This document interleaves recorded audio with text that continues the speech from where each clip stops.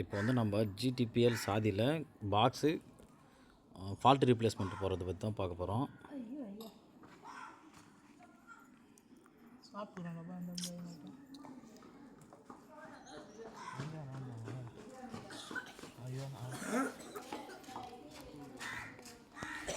இந்த page login பண்ண உடனே 3 ஸ்லாட்டு, இந்த ஸ்லாட்டில் வந்து பார்த்திங்கன்னா ஆர்டரில் ஹார்ட்வேர் ரீப்ளேஸ்மெண்ட்டுன்னு இருக்கும். இதில் போயிட்டு நீங்கள் எந்த பாக்ஸுக்கு முதல்ல ரீப்ளேஸ் பண்ண போகிறீங்களோ இந்த பழைய பாக்ஸ் அப்படின்னா பழைய பாக்ஸ் நம்பரை முதல்ல போட்டு சர்ச் பண்ணிக்கங்க.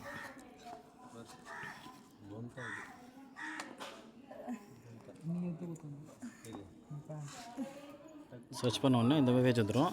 அதாவது ரிசீவிங் என்டிட்டினா இப்போ வந்து இது நம்ம எந்த என்டிட்டியில் இருக்குது அப்படின்றது தான் கேட்டிருக்காங்க.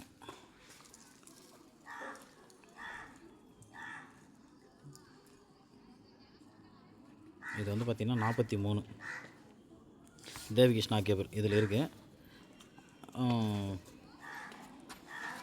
யூஸிங் இதில் வந்து பார்த்திங்கன்னா நான் பேரண்ட் ஐடிலேருந்தே மாற்றதுனால பேரண்ட் ஐடி கொடுத்துக்கலாம். ரீசன் வந்து பார்த்திங்கன்னா அவுட் ஆஃப் வாரண்டியே கொடுக்கலாம். ஹார்ட்வேர் பிளான் வந்து இதை வந்து பார்த்திங்கன்னா எல்சிஓ பிளான் கொடுத்துக்குங்க.